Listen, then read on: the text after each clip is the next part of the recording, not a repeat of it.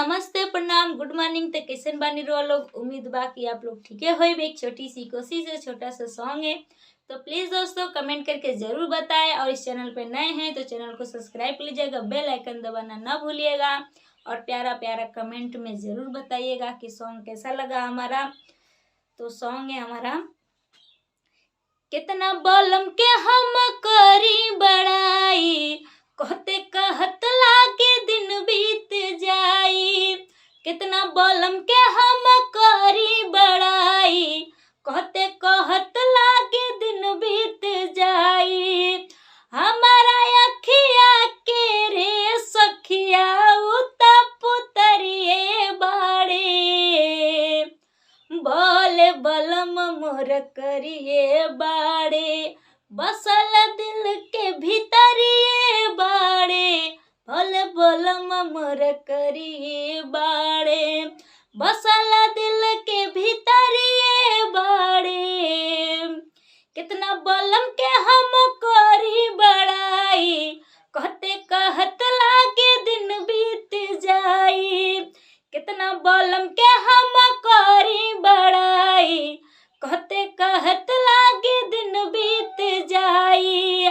हमारा अखिया के रे सखिया उता पुतरिए बाड़े, भोले बलम मोर करिए बाड़े, बसल दिल के भीतरिए बाड़े। भले बलम मोर करिए बाड़े, बसल दिल के भीतरिए बाड़े।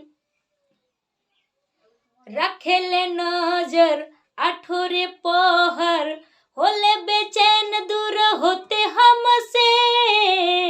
रखेले नजर आठोरे पहर, होले बेचैन दूर होते हमसे।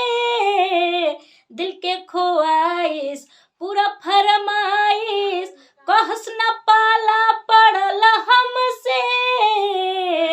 दिल के ख्वाहिश पूरा फरमाइश, कहस न पाला पड़ल हमसे। जियारा के हमारा आधार, सखी रे हमर सवरिए बाड़े। जियारा के हमारो आधार, सखी रे हमर सवरिए बाड़े।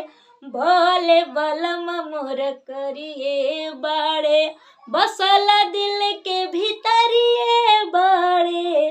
भोले बलम मोर करिए बाड़े, बसल दिल के भीतरिए बाड़े। कितना बलम के हम करी बड़ाई, कहते कहत लागे दिन बीत जाई। कितना बलम के हम करी बड़ाई, कहते कहत लागे दिन बीत जाई। हमारा अखिया के रे सखिया उता पुतरिए बाड़े, बोले बलम मोर करिए बाड़े, बसल दिल के भीतरिए बाड़े। भोले बलम मोर करिए बाड़े। तो प्लीज़ दोस्तों अगर सॉन्ग अच्छा लगा हो तो लाइक कमेंट सब्सक्राइब जरूर कीजिएगा। इस चैनल पे नए हैं तो चैनल को सब्सक्राइब कर लीजिएगा, बेल आइकन दबाना ना भूलिएगा। नमस्ते प्रणाम, हर हर महादेव दोस्तों।